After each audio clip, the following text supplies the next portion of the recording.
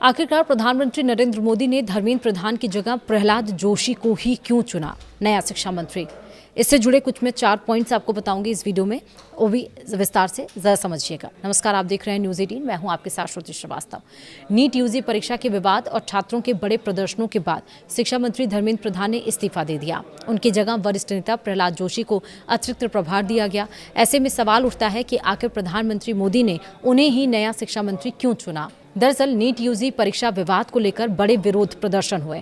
छात्रों की नाराजगी की गंभीरता को समझते हुए शिक्षा मंत्री धर्मेंद्र प्रधान ने अपने पद से इस्तीफा दे दिया। उनके इस्तीफे के बाद वरिष्ठ कैबिनेट मंत्री प्रहलाद जोशी को शिक्षा मंत्री बनाया गया। प्रहलाद जोशी पीएम मोदी के संकट मोचकों में से एक हैं। ऐसे में जाहिर तौर पर सवाल उठते हैं कि आखिर पीएम मोदी ने इतनी बड़ी जिम्मेदारी इन्हें क्यों दी और धर्मेंद्र प्रधान की जगह प्रहलाद जोशी को ही क्यों चुना। इन्हें कुछ पॉइंट्स के जरिए हम आपको समझाते हैं। दरअसल प्रहलाद जोशी वर्तमान समय में उपभोक्ता मामले, खाद्य और सार्वजनिक वितरण और नवीनीकरणीय ऊर्जा मंत्री के रूप में काम कर रहे हैं। उन्हें शिक्षा मंत्रालय की अतिरिक्त जिम्मेदारी सौंपी गई है। इनके पास संवेदनशील मंत्रालय में काम करने का अनुभव है। पीएम मोदी का ये फैसला रणनीतिक कदम के तौर पर देखा जा रहा है। ये मौजूदा चल रहे मानसून सत्र में उनकी भागीदारी के लिहाज से अहम हो सकता है, क्योंकि प्रहलाद जोशी 2019 से 2024 तक केंद्रीय संसदीय कार्य मंत्री रह चुके हैं। उनके पास संसदीय अनुभव काफी बड़ा है, जिसमें सभी पार्टियों के बीच सहमति बनाना शामिल है। इसमें संसद के कामकाज सुचारू रूप से चलाना मुश्किल और गर्मा गर्म बहसों को संभालने का भी अनुभव है। सरकार का मानना है कि नए शिक्षा मंत्री में छात्रों के आंदोलनों के प्रति संवेदनशीलता को बेहतर तरीके से समझ सकेंगे। और शुक्रवार को पत्रकारों से बात करते हुए उन्होंने कहा भी था कि केंद्र सरकार ने छात्रों के प्रति सच्ची और चिंता और संवेदनशीलता दिखाई है। उन्होंने कहा कि शिक्षा प्रणाली को मजबूत करने तथा युवाओं का भविष्य सुरक्षित करने के लिए लगातार काम किया है। उन्होंने ये भी कहा कि मोदी सरकार हमेशा छात्रों और युवाओं के साथ खड़ी रही है। ये उनकी भविष्य पर असर डालने वाली किसी भी अनियमितता या अन्याय के खिलाफ सख्त कार्रवाई करने की जिम्मेदारी रखती है। वहीं दबाव में भी शांत रहने की क्षमता पीएम मोदी ने प्रहलाद जोशी को इसलिए भी चुना है क्योंकि उनके पास अनुभव की वजह से दबाव के मौके पर शांत रहने की क्षमता काफ़ी बढ़िया है। उन्हें संसदीय प्रक्रियाओं की गहरी समझ है। साथ ही उनके दोनों सदनों में विपक्ष के हमलों का सामना करने और कई मौक़ों पर उन्हें शांत करने में भी माहिर राजनेता के तौर पर देखा जाता है।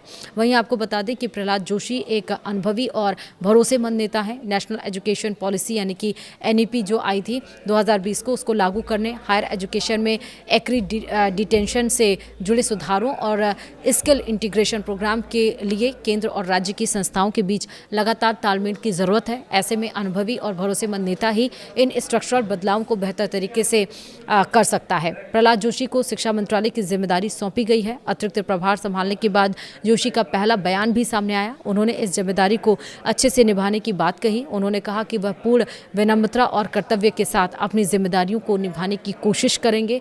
शिक्षा मंत्रालय का कार्यभार संभालने के बाद प्रहलाद जोशी ने प्रधानमंत्री नरेंद्र मोदी का आभार भी जताया। उन्होंने कहा कि पीएम ने उन पर भरोसा जताते हुए उन्हें एक महत्वपूर्ण जिम्मेदारी सौंपी है।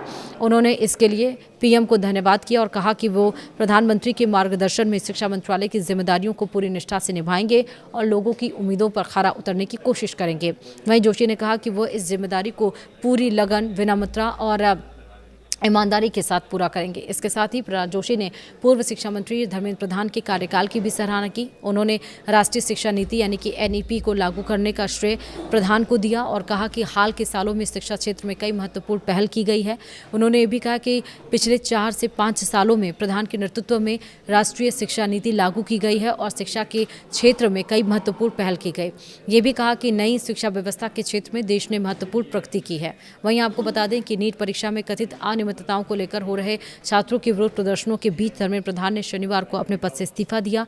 उन्होंने प्रधानमंत्री नरेंद्र मोदी को भेजे इस्तीफे में कहा कि छात्रों के हित में उन्होंने यह कदम उठाया है। सोशल मीडिया पर शेयर किए गए पत्र में उन्होंने कहा कि जंतर मंतर और देश के अन्य हिस्सों में बने हालात का इस्तेमाल देश विरोधी ताकतों द्वारा नहीं किया जाना चाहिए। उन्होंने ये भी कहा कि देश की एकता बनी रहनी चाहिए और भारत के किसी भी छात्र का भविष्य कानूनी विवाद में नहीं फंसना चाहिए। इसी बीच कॉकरोच जनता पार्टी ने दिल्ली के जंतर मंतर पर पिछले 49 दिनों से चल रहा अपना आंदोलन भी खत्म कर दिया है।